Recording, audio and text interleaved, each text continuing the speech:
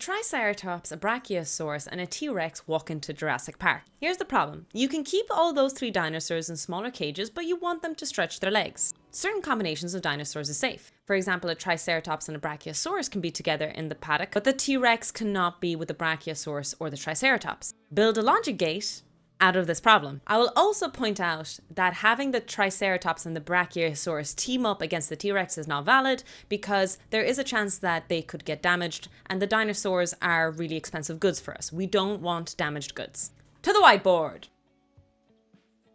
Our first step is to draw out a truth table. Under what conditions will the output be high? In our case, we want the high to ring an alarm for us if we've made an incorrect combo. Let's list a 3-variable truth table. Input A is the Triceratops, input B is the Brachiosaurus, and input C is the Tyrannosaurus Rex. So all the gates are closed, that's safe. The T-Rex is out and about, that's okay. The Brachiosaurus is out and about. However, if the Brachiosaurus and the T-Rex are out, that's not good, we need a high.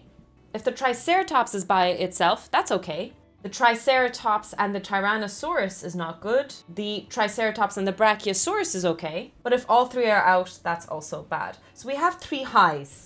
We can extract a boolean algebraic expression out of this if you want, but just to practice another method, let's do a Karnaugh map.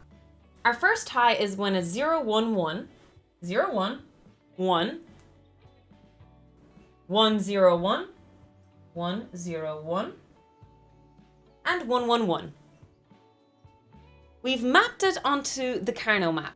If we wanted to, we could have had A on this axis and B, C on this axis. We still would get the same outcome. Now, for Karnaugh maps, the ruling is that you have to group them in anything to the power of 2. So 2 to the power of 0, 2 to the power of 1, 2 to the power of 2. So we can have groupings of 1, 2, 4, 8, and so on.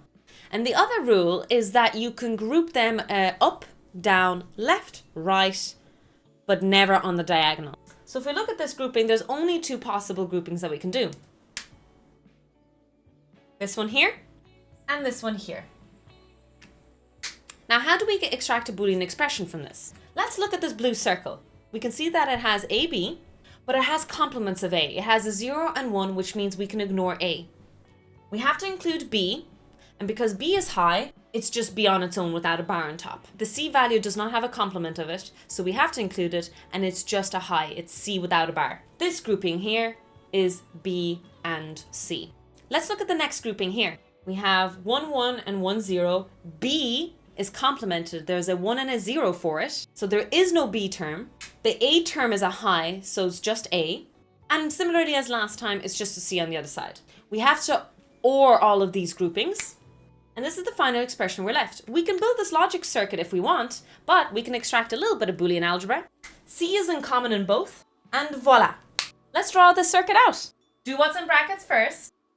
We OR A and B, we AND that outcome with C, and this is the logic gate that we would need to construct to make our Jurassic Park problem work. A little bit of a humorous problem. I understand that it might seem a bit silly, but the concept can be applied in any real life when you work in a lab or in any infrastructure or security systems or little beepers and conditions that you need in your car to ensure safety. All of these come down to a simple logic gate that you need to construct out of a truth table. Happy logic gating.